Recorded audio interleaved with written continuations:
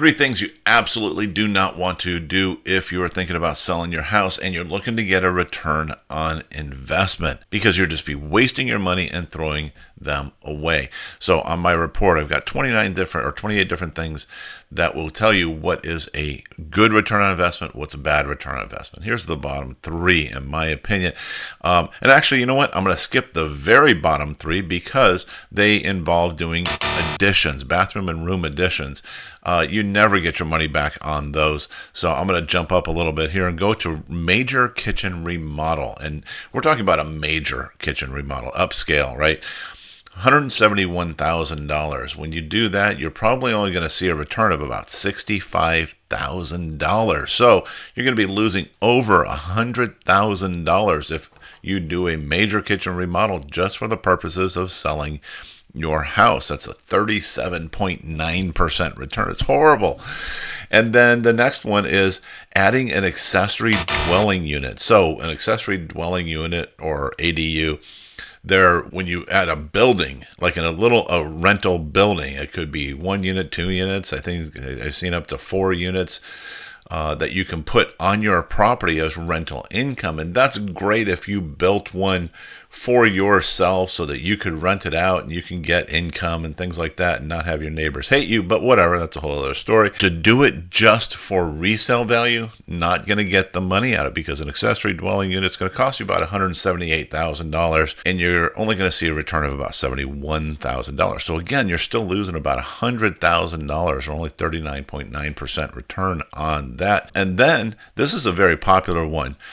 Solar power installation. I get that one actually fairly frequently. People ask me, hey, should we add solar? Would it help get the home sold? It might help the home get sold, but it won't increase the value of the property, because it costs you about $59,000 to install solar, and you're only going to see a return of about $24,000 or 41.7% return on that. And, we talk about things like the difference between getting a home sold and getting more money. They are two, in fact, totally different things.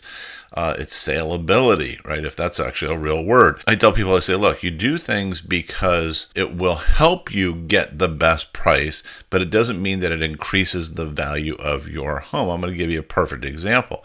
Had a client recently, they said, we've got our home, we need to sell it. For the most part, it was in really, really good shape. The only thing that there was a little bit of needed some help was in the kitchen. They had some repairs on like some of the cabinets. I think some of the doors were broken, or the drawer front or something like that was damaged, and a chip out of the corner of the countertop.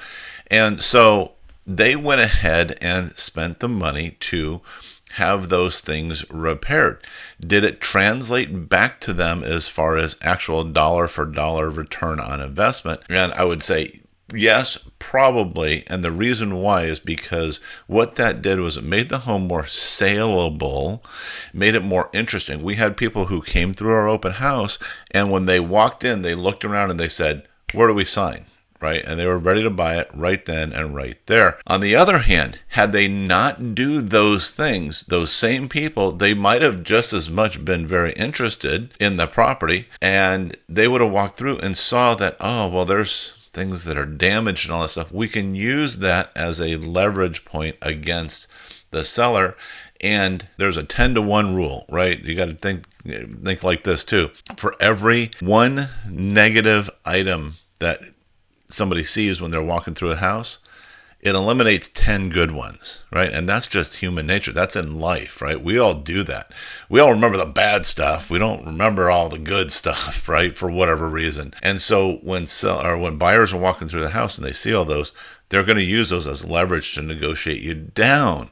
So while this particular seller, they got the highest price that for a property that has sold in that particular complex in over a year, had they not done those repairs, spent that little bit of money, then it's very likely that the cost or that the price would have gone down even further. And look, if you have a fixer-upper, I'm going to tell you right now, don't touch a thing. Don't fix a thing. Don't paint. Don't do anything.